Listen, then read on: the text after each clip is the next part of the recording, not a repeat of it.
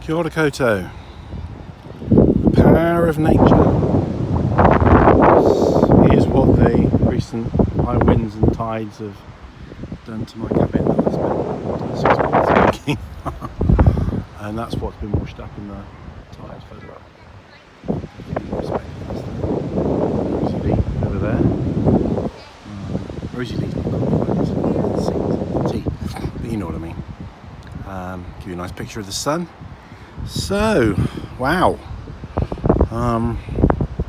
What am I going to do? I'm going to rebuild it because I enjoy doing it. How do I feel? Kind of okay, really. It's nature. You know, you can't argue with nature.